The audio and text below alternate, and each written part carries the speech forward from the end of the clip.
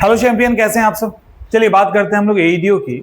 बहुत सारे ऐसे बच्चे हैं जो पहली बार इस एग्जाम को देने जा रहे हैं और उसके नोटिफिकेशन को जो पढ़ा है उसमें कंफ्यूजन है, सिलेबस को लेकर दिक्कत है। तो सारी चीजें डिटेल में डिस्कस करेंगे। यानी इस सेशन में आप एईडीओ से रिलेटेड जो भी आपके दिमाग में चल रहा होगा ना, बुक्स को लेकर, सिलेबस को लेकर, कितना स्कोर करना सेफ रहेगा, क्वालिफाइंग स्कोर में कितना करे, ये सारी चीजें हम लोग डिस्कस करेंगे। और किताब की भी बात करेंगे कि कौन सी किताब आपको लेनी चाहिए, किस पर प्रैक्टिस करना चाहिए। यानी जितने भी आपके सवाल आपके दिमाग में घूम रहे हैं, इतने दिनों से हमारे पास आए हैं, उसमें कुछ बड़ा मेजर सवाल है, उस पर डिस्कस कर लेते हैं। और गलतियां खूब पकड़ते हो तुम लोग, हाँ, मतलब मौका नहीं छोड़ते हो। कोई गलती अगर हो गई किसी से तो एकदम चूकना नहीं है। ऐसे अच्छी अच्छी बातें जब होती है तो कमेंट नहीं करोगे कि हाँ वाह कितना अच्छा पढ़ाया है सर, लेकिन एक आंकड़ा गलत हो गया तो लगातार कमेंट आ रहा है। कुछ बच्चों ने तो कॉल भी कर दिया, सर बताइए अगर ऐसा कुछ हो जाता है तो हम लोग कितना कंफ्यूज हो जाएंगे। होता है ना, गलती हो जाती है, तो इसका ये मतलब नहीं है कि किसी को नहीं आता या ह्यूमन एरर नहीं हो सकता है।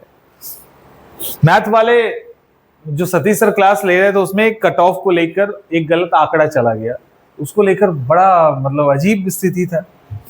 इतना इम्पेशेंट मत होइए, आप लोग यूपीएससी पीसीएस के एस्पिरेंट हैं, ऐसे कैसे काम चलेगा। हम लोग बात कर रहे हैं असिस्टेंट एजुकेशन डेवलपमेंट ऑफिसर की, यानी अधिकारी बनेंगे आप। एईडीओ की बात करते हैं। देखो एग्जाम पैटर्न की अगर हम बात करें ना, तो यहां पे एक ही एग्जाम है, किसी को कोई द्वंद्व नहीं है। एक एग्जाम है, एमसीक्यू टाइप का एग्जाम है, क्वालिफाई कर जाओ नौकरी आपके पॉकेट में, यही है ना। देखिए एमसीक्यू टाइप क्वेश्चंस होंगे, निगेटिव मार्किंग है कितना, 1/3, जैसा बीपीएससी के और एग्जाम में होता है उसी तरह से आयोग के द्वारा निगेटिव मार्किंग 1/3 रखा गया है। तो निगेटिव मार्किंग है। इसके अलावा जो टोटल आपके क्वेश्चन पेपर होंगे वो 3 पेपर है, और ये 3 पेपर जो है वो 6 घंटे के अंदर होगा, यानी 6 आवर्स, 6 घंटे का आपका ये पेपर होगा। तो टोटल मिला के 3 पेपर है, 3 सेट है। इन 3 सेट में जो पहला पेपर है वो है क्वालिफाइंग, जो दूसरा और तीसरा पेपर है इस पे बनेगा मेरिट, इस पर मेरिट बनेगा। देखिए जो पहला पेपर है उसके अंदर जनरल लैंग्वेज है, और जनरल लैंग्वेज के अंदर भी आपको नंबर ऑफ क्वेश्चन कितने हैं, 100 है। इसको डिवाइड किया गया है जनरल इंग्लिश में और जनरल हिंदी में, जनरल इंग्लिश और जनरल हिंदी में। अब ये जो क्वालिफाइंग है यहां पे अभी बात कर ही लेते हैं ना, कौन सा फिर लास्ट में देखने वाला चक्कर नहीं रखते। अब ये जो क्वालिफाइंग है यहां पे क्या कहा गया है कि आपको दोनों में 30% लाना होगा। तो क्या यदि हिंदी में सिर्फ 30% लेके आते तो हमारा काम चल जाएगा? नहीं। या इंग्लिश में लेके आ, इंग्लिश में मत, चलो ठीक है, हिंदी में सिर्फ लेके आएंगे तो क्या इंग्लिश में क्वालिफाई कर जाएंगे? नहीं, हिंदी में भी अलग लाना होगा 30%, इंग्लिश में भी 30%। इसका 30% क्लियर कर लेते हैं आज। देख लो 30 है ना, 30 मार्क्स का है ना, कितना होगा, 3 × 3 9, कितना आसान है, हो गया। अब देखो ये कितना है, जनरल हिंदी 70 का है, तो 7 × 3 21, इतना ही तो लाना है। यानी इंग्लिश में 9 नंबर और हिंदी में यदि आप 21 नंबर लेके आते हैं तो क्वालिफाई कर जाएंगे। दोनों में अलग अलग लाना जरूरी है। क्लियर हो गया? चलो आगे चलते हैं। जनरल स्टडीज की बात करें, जीएस, तो इसके अंदर 100 क्वेश्चन है, 100 मार्क्स का। जनरल एप्टीट्यूड की बात करें जिसके अंदर मैथ प्लस रीजनिंग होगा, 100 क्वेश्चन है, 100 मार्क्स का। इसके लिए भी 2 घंटे, इसके लिए भी 2 घंटे, इसके लिए भी 2 घंटे। अब सवाल यह उठता है कि इन दोनों पे ही आपका कट ऑफ तय होगा, राइट? इन दोनों पे ही कट ऑफ तय होगा। तो पेपर 2 एंड पेपर 3 में हम कितना स्कोर करेंगे कि हमारा एग्जाम सेफ हो जाए। अभी एग्जाम हुआ नहीं है, लेकिन जिस तरह से बच्चों ने फॉर्म भरा है और जिस तरह से तैयारी हो रही है डेडिकेटेड होके, और जिस तरह से एक एग्जाम है और जिस तरह का इसका सिलेबस है, लाइक मैथ रीजनिंग, तो जिनका मैथ रीजनिंग है वो पूरा टूट पड़ेंगे इस पे। उसके बाद जीएस का सेक्शन है तो क्यों छोड़ेंगे उसको भी। तो वैसी स्थिति में यदि इस 100 में आपको कितना लेके आना चाहिए, 70 मार्क्स कम से कम, यानी 70%। ये अभी से आपको सोच के चलना है। तो आपको बेसिकली 70 से 80% का टारगेट लेके चलना चाहिए। दोनों को मिला दीजिए तो यानी 70 70 क्या हुआ 140। तो आपका टारगेट 140 टू 160 का होना चाहिए, इतना तो लेके चलोगे ना। 70% के आसपास आपका कट ऑफ बनेगा, क्योंकि बहुत ज्यादा कंपटीशन है इसमें, नो डाउट। इसमें उतने होनहार मिल जाएंगे। आना रिजल्ट कितना है 935 ही ना। आप सोचिए कि 10 लाख में 935 बच्चे नहीं मिलेंगे उनको जो 65 70 75 तक जाएंगे, मिल जाएंगे। अगर आप अपने हिसाब से उनको तौल रहे हैं तो गलत बात है। आप अपने स्टैंडर्ड को बढ़ाइए। ऐसे हैं बच्चे जो देखते देखते मैथ बनाएंगे और देखते देखते रीजनिंग बनाएंगे। कुछ ऐसे बच्चे होंगे जो यहीं से 85 कर लेंगे और यहां से अगर 65 भी करते हैं तो कितना हो गया देख लीजिए, और यहां से 85 कर लेंगे वो। ऐसे ऐसे भी धुरंधर हैं जो इस 100 में से 90 तक कर लेंगे और यहां पे अगर 60 ही करते हैं फिर लीड ले लेंगे ना। तो पेपर 1 2 एंड 3 का कैलकुलेशन कुछ ऐसा ही है।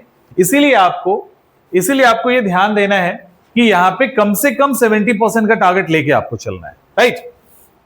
चलिए आगे चलते हैं। और एक और कंफ्यूजन है, मिनिमम कितना स्कोर लाना है। यहां पे क्या हुआ है, जो नए बच्चे हैं ना उनको हो रहा है दिक्कत। बहुत सारे स्टूडेंट खुश इसलिए हैं कि 40% लाएंगे ना तो हमारा सिलेक्शन हो जाएगा। कई सारे मैसेजेस पढ़े हैं, सर मतलब आप लोग इतना स्कोर बता रहे हो लेकिन नोटिफिकेशन में तो इतना ही लिखा है। और ये हर साल होता है। कभी आप भी तैयारी जब शुरू किए होंगे ना तो आप भी इस तरह का नोटिफिकेशन में देखते हो तो खुश हो जाते होंगे, अरे हम फेल कैसे कर गए, नोटिफिकेशन में तो 40% मार्क्स था और हमने तो ले आया उतना। तो यहां पे जो सामान्य कैंडिडेट है 40% का मतलब कि 40% के बाद आपका अगर 40% मार्क्स लाते हैं ना तब वो जो आपका पेपर है वो कंपटीशन के अंदर आएगा, वो आएगा प्रतियोगिता में, नहीं तो बाहर हो जाएगा। अगर आपने 30% मार्क्स लाया ना, आप 39% लेके आ रहे हैं तो आपका कॉपी साइड हो जाएगा। वो आपका कॉपी फिर जो है ना कंपटीशन में गया ही नहीं, वो पहले ही बाहर हो गया, क्योंकि आपने मिनिमम मार्क्स क्वालिफाई नहीं किया। तो अब आपकी किसी और बच्चों के कॉपी के साथ कंपेयर, उनके स्कोर के साथ कंपेयर ही नहीं होगा। तो ये आपको क्वालिफाई करने के लिए चाहिए, यानी कि आप अपने पेपर को क्वालिफाई कर ले कि अब दूसरे बच्चों के साथ कंपेयर करके किसका ज्यादा मार्क्स है किसका कम मार्क्स है वो तय किया जाए। तो ये यहां इंपॉर्टेंट है। पिछड़े वर्ग के लिए 36.5, अति पिछड़े वर्ग के लिए 34%, एससी एसटी महिला के लिए 32%, दिव्यांग के लिए भी। मतलब समझ में आ गया ना। तो ये 40% मार्क्स का ये मतलब नहीं है कि 100 में 40 लेके आ गए, 45 लेके आ गए तो हमारा सिलेक्शन हो गया। कुछ बच्चे तो इसी इंतजार में बैठे हुए हैं, इतना तो ले ही आएंगे। तो ये कंफ्यूजन मत पालिएगा, ये भी बहुत बड़ा कंफ्यूजन है। इसके बाद आइए सिलेक्शन प्रोसेस की बात करते हैं। सिलेक्शन प्रोसेस में एक ही एग्जाम है आपका, केवल एक एग्जाम है, कोई इंटरव्यू नहीं है, डॉक्यूमेंट वेरिफिकेशन होगा, नौकरी आपकी। एक एग्जाम, और जो मेरिट बनेगा वो मेरिट बनेगा basis of written examination marks only, बस वही है। और उसमें ही पेपर 2 एंड 3 पे मेरिट आपका बन रहा है और कोई नहीं चाहिए, पेपर 1 से मतलब नहीं है। अब सवाल ये उठता है कि मान लो दो स्टूडेंट हैं, स्टूडेंट ए और स्टूडेंट बी, इसको मान लो इसको 140 आया और इसको भी 140 आया, 140 आया, ठीक है। तो अब क्या होगा, मामला तो टाई हो गया, 50-50 वाला आ गया। अब किसको सिलेक्शन होगा, तो देखिए पहला आधार क्या है, पहला आधार है कि जीएस के अंदर कौन ज्यादा स्कोर लेके आया। समझ रहे हो, यहां पर भी रीजनिंग मैथ्स के ऊपर जीएस को प्रायोरिटी दी गई है।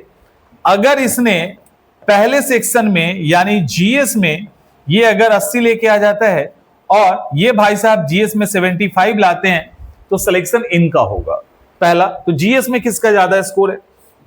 दूसरा, एज किसका ज्यादा है। अब लगता है कि अब मान लो दोनों का 80-80 है, फिर एज फैक्टर मैटर करेगा। अब ये एक दिन भी कोई पहले है, मतलब एक दिन भी पुराना है, यानी एक दिन भी सीनियर है। अब किसी का जन्म मान लो अगस्त में हुआ था, किसी का उसके पहले जुलाई में हो गया या एक दिन पहले भी हो गया, तो उसके अकॉर्डिंग फिर उनको प्रायोरिटी दी जाएगी। और अगर ये भी सेम हो गया, बाई चांस 10 लाख बच्चे फॉर्म भरे, डेट ऑफ बर्थ भी सेम हो गया, फिर क्या होगा, तब अल्फाबेट से चलेगा। देखो देवनागरी अल्फाबेट, वो भी इंग्लिश वाला नहीं, देवनागरी में जो अल्फाबेट है देखो लिखा हुआ है, उस आधार पे तो जिनका भी, अब जैसे किसी का अमर नाम है तो आ वाला मनोज के पहले आ जाएगा। तो अमर अगर है और मनोज है और दोनों का स्कोर सेम है 140, ऊपर में दोनों क्राइटेरिया जब फेल कर जाएगा तो अमर का सिलेक्शन पहले होगा, मनोज का सिलेक्शन नहीं होगा। तो इस आधार पे सिलेक्शन प्रोसेस भी तय किया गया है, यह भी इंपॉर्टेंट है, ध्यान रखिएगा।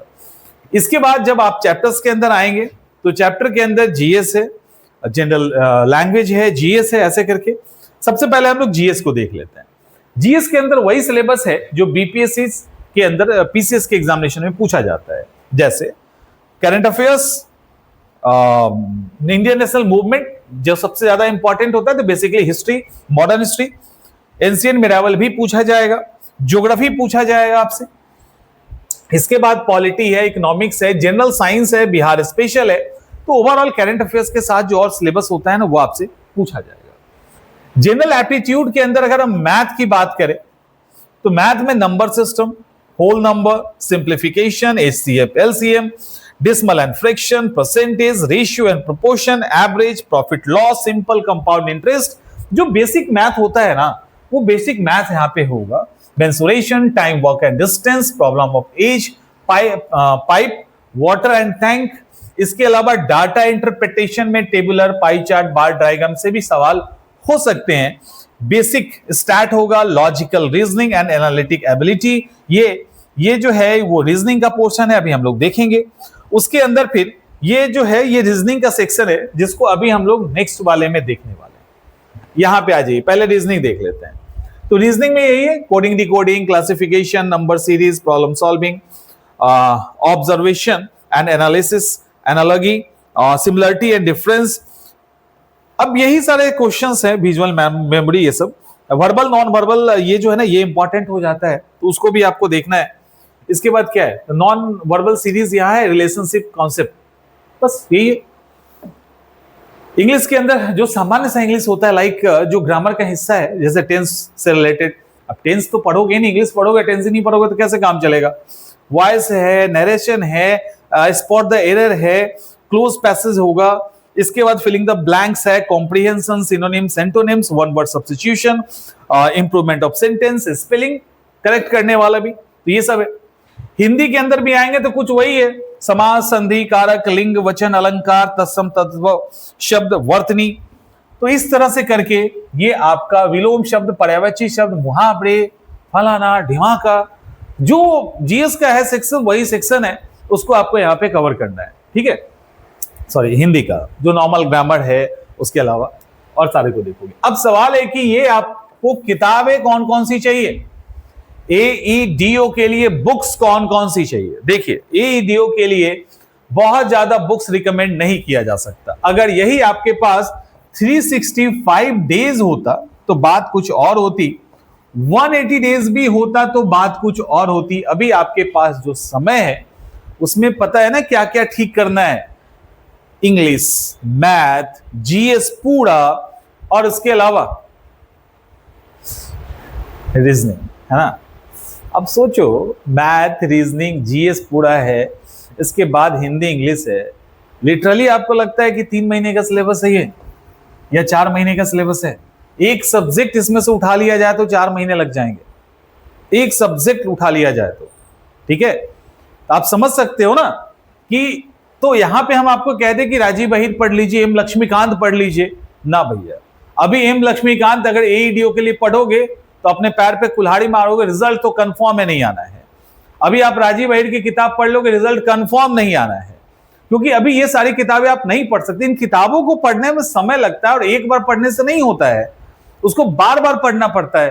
कहां से निकाल लोगे उसमें से अभी इतना जल्दी, और वो भी अगर पहले अटेम्प्ट दे रहे हैं या आप वनडे जैसे एग्जामिनेशन की तैयारी करते हैं, तो ये प्रैक्टिकली पॉसिबल नहीं है कि हम आपको बुक्स रिकमेंड करें। हाँ, यहां पे क्या रिकमेंडेशन है वो देखिए। एक तो जीके के लिए लुसेंट ले लीजिए या क्राउन, जो भी इस तरह का किताब आपके पास है। रीजनिंग प्रैक्टिस के लिए अरिहंत की किताब अच्छी है, तो उससे आप रीजनिंग प्रैक्टिस कर लो, बढ़िया किताब है। और भी आपको कोई सिमिलर किताब दिख रहा है तो आप ले सकते हैं। फिर रीजनिंग के लिए आप अब वर्बल, नॉन वर्बल के लिए आरएस अग्रवाल है, तो आरएस अग्रवाल को कंसीडर कर सकते हो, लेकिन टॉपिक वाइज करना और बहुत अंदर नहीं चले जाना, इस बात का ध्यान रखना लेकिन मैथ और रीजनिंग के लिए आपके पास किताबें होनी चाहिए, बढ़िया प्रैक्टिस और कॉन्सेप्ट के लिए। मैथ के लिए भी आर एस अग्रवाल की आप किताब ले सकते हैं। देखो, करंट अफेयर्स एक बड़ा मुद्दा है जो हमेशा से परेशान किया है। करंट अफेयर्स के लिए कुछ नहीं लेना है, करंट अफेयर्स के लिए कुछ नहीं लेना, बिहार करंट अफेयर्स के लिए कुछ नहीं लेना, बिहार स्पेशल के लिए कुछ नहीं लेना है। हम आपको नोट्स दे रहे हैं, इसी नोट से सवाल आएगा। जब 71 में आ गया तो यहां नहीं आएगा ना, तो उसके लिए परेशान नहीं होना है। नोट्स आप किसका फॉलो करोगे? तो नोट्स आप हमारा फॉलो कर सकते हैं, चंदन आईएएस अकेडमी का। हिंदी लुसेंट का किताब आता है, संपूर्ण हिंदी आप ले सकते हैं, या आपको जो कंफर्टेबल लगे एक किताब उठा लो। इंग्लिश के लिए रेन एंड मार्टिन की किताब बहुत अच्छी आती है, तो वो आप ले सकते हैं, और नहीं तो आप जहां कंफर्टेबल हो वो लीजिए। तो इस तरह से बुक लिस्ट भी आपका रेडी हो गया। ठीक है, अब देखो कि कितना सिलेबस है ना। बच्चे पूछेंगे, जैसे जब अपनी क्लास चल रही है ना अभी, तो वहां पे जब नया नया कॉल आएगा, इंक्वायरी आएगा, क्योंकि क्लास में आने के बाद तो समझ में आ जाता है, तो उनका सवाल होता है सर कितने दिन में कंप्लीट होगा? तो मेरा जवाब होता है मेजर सब्जेक्ट आपका नवंबर तक कंप्लीट करेंगे, और जो बचा हुआ है हम लोग एग्जाम तक कंटिन्यू करंट अफेयर्स के साथ करेंगे। उनका कहना है इतना जल्दी खत्म हो जाएगा। फिर दूसरा सवाल, सर सारा लाइव होगा ना? इतना सिलेबस क्या प्रैक्टिकली लाइव में पढ़ लोगे? 7 घंटे 8 घंटे की क्लास में हम तो करवा देंगे, आप लाइव कर लेंगे और लाइव करके आप उसको पचा जाओगे अपने हिसाब से? नहीं होगा। क्लास हर हाल में लाइव एंड रिकॉर्डेड का कॉम्बिनेशन ही रखना पड़ेगा। कुछ सेक्शन हम लाइव देख सकते हैं, मेजर सेक्शन आपको रिकॉर्डेड ही जाएगा। मैथ्स की क्लास है, रीजनिंग की क्लास है, जीएस की क्लास चल रही है, करंट अफेयर्स कंटिन्यू किया जाएगा। कितना लाइव करोगे? हमारे पास समय नहीं है, ठीक है, इस बात का ध्यान रखिएगा। तो क्लासेस आपकी लाइव तो है ही, साथ में रिकॉर्डेड मोड में भी है। और लाइव की जब बहुत ज्यादा जरूरत पड़ेगी, जो नेक्स्ट मंथ से पड़ेगा, जब आपका जीएस का सेक्शन, मैथ का एक सेक्शन पूरा हो जाएगा, तब हम लोग वहां पे क्वेश्चन प्रैक्टिस करवाने के लिए लाइव आएंगे, और उस समय रिक्वायरमेंट होगी तब हम लोग धड़ल्ले से लाइव करेंगे। तो जहां जरूरत होगी लाइव करवाया जाएगा। लेकिन एक बार खुद से सोचिए कि पूरे साल का सिलेबस 3 से 4 महीने में कंप्लीट करना है। आप अपने कंफर्ट टाइम में अगर उसको नहीं करोगे, हमारे शेड्यूल से सिर्फ करेंगे, तो मामला फंस जाएगा। और यहां पे आपके रिजल्ट की बात है, तो रिस्क नहीं लिया जा सकता आपके रिजल्ट के साथ। तो उसी तरह से बहुत ही कैलकुलेटिव वे में हम आपको चीजें प्रोवाइड करवा रहे हैं, आप आराम से उसको कर लोगे। आई थिंक अब कोई सवाल मन में नहीं होगा। आप नए स्टूडेंट हैं या पुराने हैं, फर्क नहीं पड़ता, है ना। तो अच्छे से तैयारी कीजिए। किसी का भी कोई सवाल है तो बताइएगा, हम लोग उसको फिर सॉर्ट आउट करेंगे। मिलते हैं नेक्स्ट सेशन में।